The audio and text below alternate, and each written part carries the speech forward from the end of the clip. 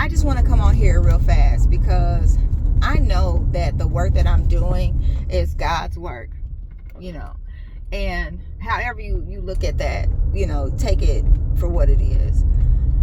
And I know that God's intention when he talked about be fruitful and multiply, right? And I'm saying he because that's just the traditional aspect of what I have come to understand and know, the masculine counterpart of the work. And I'm saying that because we live in a society that's full of patriarchy. Now, in my internal space and place and what my spirit is saying, it's Goddess, Mother God, because I am identifying with the processes of what I know, right, internally, that is associated with my being. But in the essence, I'm using the word he or saying he just for the sake of the listeners so that they don't get conflicted and get stuck on my words, okay? So, the work that I am teaching, going about my parents' spiritual connection in business, when I talk to everybody that I have access to, right? Do you know that majority of birth work providers that are out here in the community doing work, right? They don't have a knowledge base of menstrual cycle awareness. And we're out here talking this talk and walking this walk as community-based providers, and in the aspects of teaching and supporting and uplifting, we're missing that simple contrast within our work. And a lot of us are mitigating crisis situations when it comes to childbirth, and mainly because the people who are getting pregnant, they didn't know that they was going to get pregnant, and they didn't want to become pregnant, but they also are restricted by barriers that forces them into parenthood, and they're also a lot of times spiritually conflicted with the decision to whether or not that they want to proceed into parenthood, right? So they choose to keep their babies.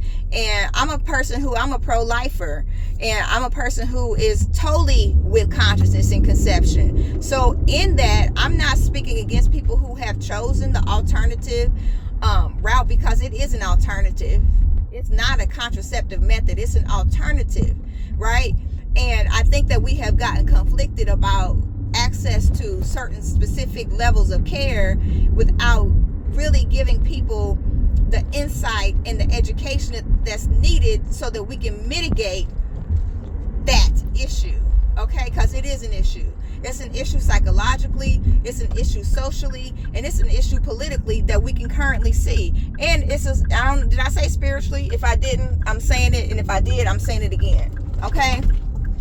And so one of the things that I have learned to create space for and to unlock opportunities for is for women to learn how to naturally engage with their bodies, to know. And this is not for everybody, because if you don't have a 26 to 32 day cycle, then this might not work for you.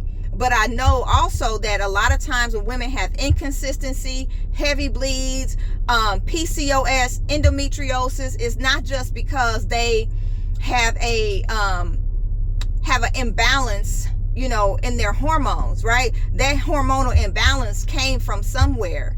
And so when we start to look at and we start to listen to like origin stories, when we start to listen to the way that they were introduced to their periods, when we start to listen to their childhood memories, we're able to tap into how they were able to navigate that space of becoming a womb-bearing, bleeding individual or woman. Then we can start to unlock a lot of the issues that are coming up so that their bodies can align and start to function as so it needs to function. And when we start to think about all of the trauma, the abuse, the oppression, the instances in which women's bodies have sustained, then yes, definitely they're going to start to deny themselves. Definitely they're going to start to retreat. So what is it that we're doing? Come on here and get on through. You trying to turn during this time of day, you are crazy.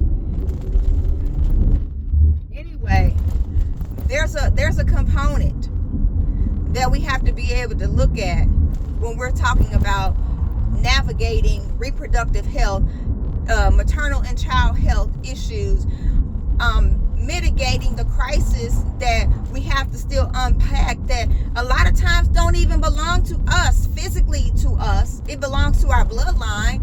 And when we don't have the capacity to catch the wave or the flow of the downloads that are coming because we don't have the capacity to rest, then yes, because we're practicing in this linear construct of time and not cyclically, then yes, we're going to continue to see adverse outcomes because we're still performative in the way that we're showing up in our physical bodies, and that performance-based perspective is masculine. And we're steadily trying to push our energy in this very masculine way that doesn't really help us to navigate the spaces that are really designed for us to thrive. So when we start to shift the narrative, we're also learning how to shift the environment. And so the work that I'm doing to help women understand that, guess what? You don't have to become pregnant if you don't want to under regular circumstances, right? I'm at this red light so I can look at y'all. Under regular circumstances, what I mean, if you're not being abused or SA'd or anything like that, then those are circumstances that you can control. You can control sleeping with people randomly. You can control that. And if you can't control it, then that's where therapeutic support comes in, and you need mental health support. What the heck? The road was closed. You need mental health support. So because you need mental health support, a lot of times we go into these things like, oh my God, I can't help it. And all I can remember back in the day when I was in seminary school, junior seminary, I'll say, the youth, because I was an assisted youth pastor.